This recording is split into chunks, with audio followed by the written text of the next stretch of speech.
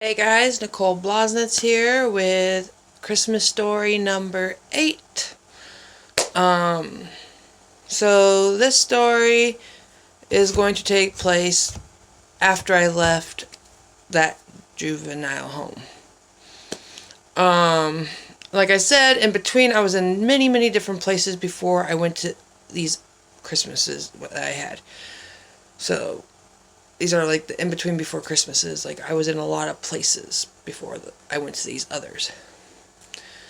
And so this one I was in my foster home that I currently stayed in until I was 18, off and on because, well, we had family issues, and not really going to talk about that because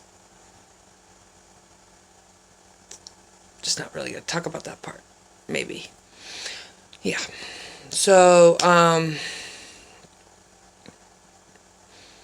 basically, I was at my foster mom's house and foster dad. I hate calling him foster dad because he was not technically a foster parent. They were engaged to get married, and he was trying to get his license, but according to what he was telling me behind the scenes without her around was that he didn't want to be a foster parent, and that he told us not to get comfortable in that, so when she wasn't around. And well, I didn't know how to tell her, and I just told myself, if you try to say anything, it's not going to end well for you because, well, they've been together before me and her, so she's going to believe him over me. So, I mean, from all the past, I just learned, sometimes it's just better just to shut up and let him tuck out his booty. Let him get himself in a dirt hole, dig his own grave, whatever. And that's what I did.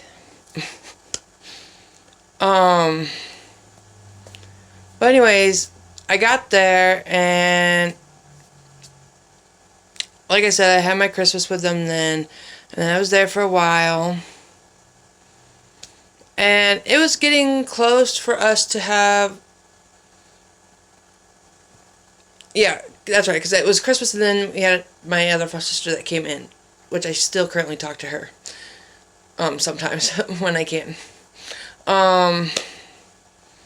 But, yeah, we didn't really have Christmas at our house. Like, we did, but we didn't. Like, we did the traditional paint or ornament things, and it kind of became a tradition that we did, and her mom also did it too. So we always would paint some for her mom, and then we paint some for each other, and we each had our own little Christmas trees in our room, and we had a big one in our living room. And so I would put mine on my little tree, and then she would put hers on her little tree in her room, and then on the big tree we'd just make some for the big tree for everybody to put on. Anyways, long story short, then we go to her mom's house because her parents were one of those people. Her parents were those people. They would be in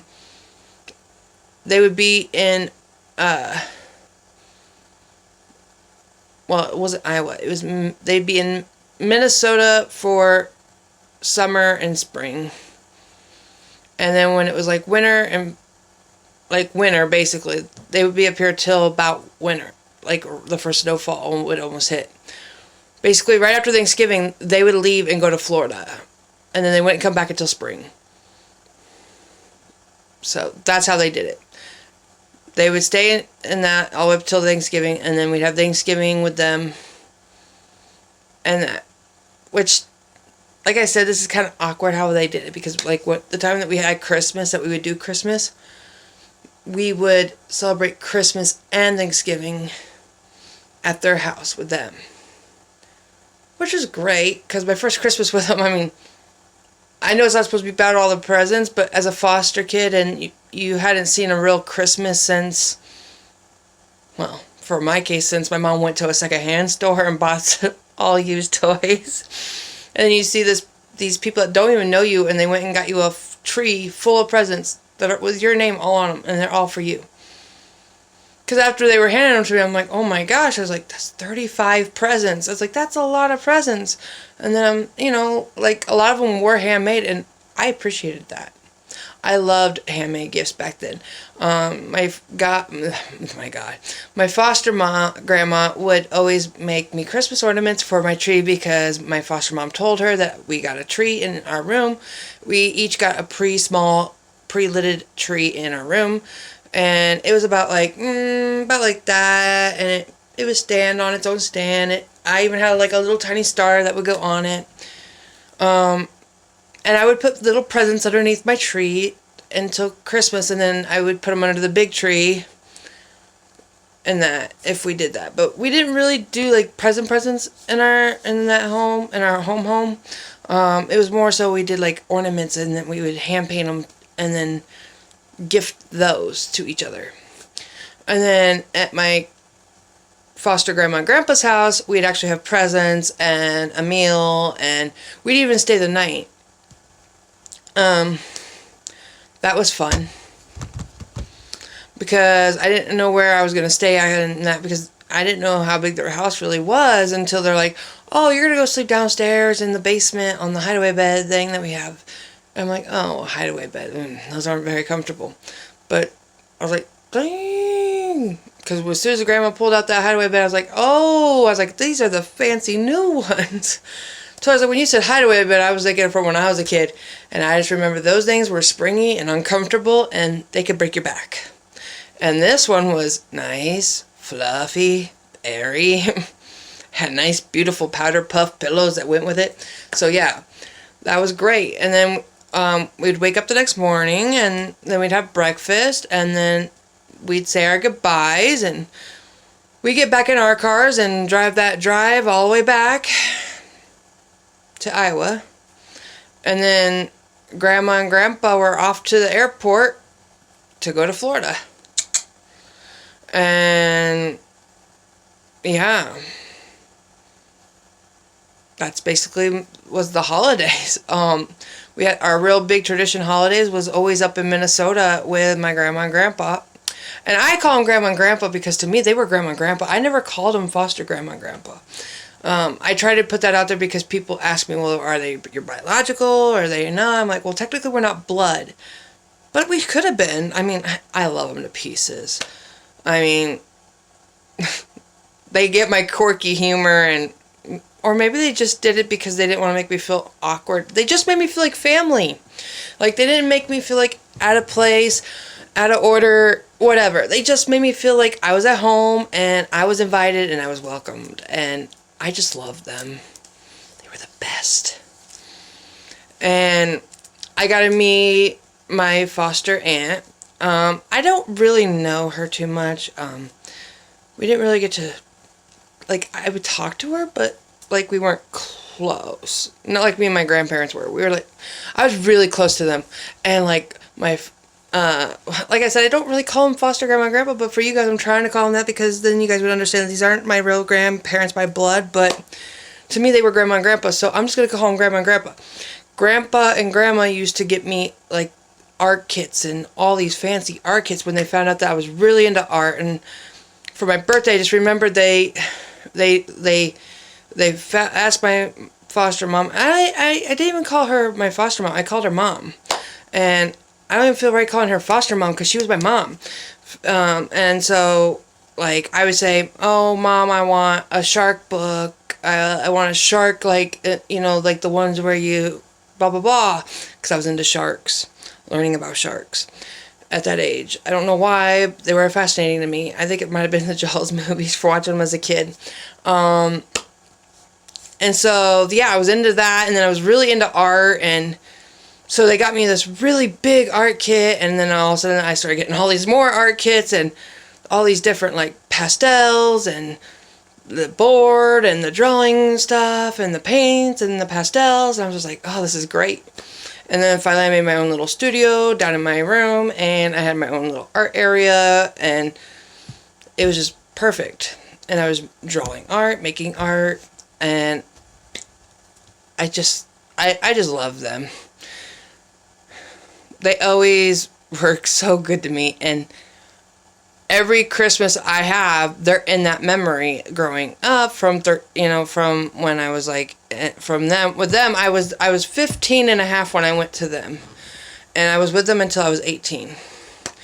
And let me tell you, and you gotta remind yourself, I was on and off with them until through that, because like I said, I had my own issues.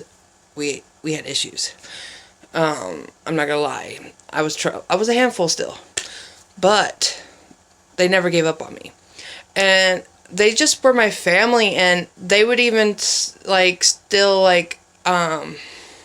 I would still send them letters through my worker when I wasn't living at my foster mom's house, and that I'd send them to my worker, and she would send them to probably my foster mom, but I hope not, because that means then they might have not gotten them, because we weren't talking, and I wouldn't talk or respond to her letters. But I know I got one from them, and they just told me they wanted me to know that they still loved me, and that they know that my foster mom still loved me, and that it's killing her as much as it must be killing me to know that we just can't get past our past, and that we just need to be a family. And they said I'm a good kid, and they know I could do good things, and I just genuinely loved them. Like, but I also could see how they were towards my foster mom. But like I said, I don't really want to talk about that, because it's not my place to talk about that situation. And so I get why it was kind of, because she never really liked to go there. You could just tell she didn't like going there. But like, I think there was for other purposes and reasons that I do know that I'm not going to share, because it's not my place. But sorry, I'm looking upwards because I'm talking about it, because it's like, I don't really want to say too much on it, because it's not my place. It's not my story. It's not my. It was my business, but it wasn't. Just know that like they all were genuinely sweet, and they all genuinely cared.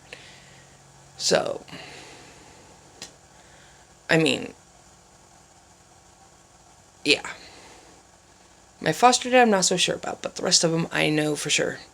And so basically that was the Christmas that we went up there. It was around Thanksgiving, let me remind you, this Christmas, because that's how our Christmases went. We didn't really celebrate Christmas on Christmas, really, other than to give the ornaments to each other and put them on our trees. And yeah, I don't really remember too much of the Christmassy parts at our home other than the ornaments. And just saying Merry Christmas and having a nice breakfast. We always ate breakfast together on the weekends, no matter what. Even if my friends would stay the night, which they would always pick on her because, okay, well, I don't know if I ever told you guys this, but this is the foster family where we were vegan. We ate no meat, no nothing. It was pure vegan food. It was all soy-based products. And so when my friend would stay the night, they would give her crud because she would want stuff that was considered not vegan. And I'd tell her, well, you can't eat like that at my home with them personally. And she's like, well, how do you get away with it when you eat a burger or something and you go out with them? I was like, they make me sit at another table because, you know, they don't want to see that. And I get that, and that's fine. You have to respect that situation. Like, they never told me I had to be 100% vegan. They just asked that I opened my mind to it, and when I was at home to, you know, eat vegan, and if I wanted to eat something meat at school or when I'm out with a friend or something, fine, but which is fine with me, because like eating vegan over time, like you couldn't tell the difference to me. Like I had a hot dog like thing that it was supposed to be a hot dog, but it was all pure vegan hot dog, and I'm just like, how in the heck did they make this thing? And then my foster mom was telling me that it's all made from soy based and other things that make it vegan. And so I was like, oh, okay. And then I was like, so we can't have eggs, right? And she's like, no, you can't have eggs. We're vegan. Vegan's not allowed with eggs because that's killing a chicken, a baby. So yeah, I had to like tell people this. And then when I had my boyfriend, that was even funnier because he came over one time. It was around Christmas time, and he's like, oh, good cookies. I'm like, no, don't eat those. And he's like, oh, what the heck? And I was like, they're vegan cookies. And I was like, they're not going to be like your pure, sweet, sugary, savory cookie because it's missing things that you would put in yours versus that you don't put in a vegan. And he's like, point taken. He's like, those are gross and they taste like crap. And I was like, yeah, I don't really eat them. They're more so for my foster mom and whoever else wants to eat vegan. And he's like, so what do you eat? And I was like, well, if I want a cookie, I go out and buy my cookie because I have money. I have a job. I have lots of jobs. Because like at that point, I was doing 1, 2, 3, 4. I think I had like 5 or 6 jobs, and most of them were I had 2 working jobs, and then 2 working jobs, and then the other 4 were volunteer jobs in between. I was always busy. I never had time to be bad, which was a good thing because it kept me not from doing anything bad and stupid like I would have. So I guess there's a parenting advice. If you don't want your kid to do something stupid or crazy, keep them busy with work. And they'll make lots of money, because I did. Lots of money. I used to make lots of money. But Mickey D's kind of got in my way. Because it was literally like right next to my job, and my bank was like right over here. So I go from my work to my bank, get in my account, boom, pull that money out, boom, go to Mickey D's, get me some Mickey D's. And my foster mom started noticing, and she's like, okay, I don't mind you going once in a while, but like I said, you need to eat a little bit more better. And she was right, because that's what I did. But long story short, I've already been past what I always do, so I hope this was a good Christmas story for you. This was Christmas story number 8. Catch you on the next Christmas, and that's going to be, well, from when I was 18. So catch you then. Bye.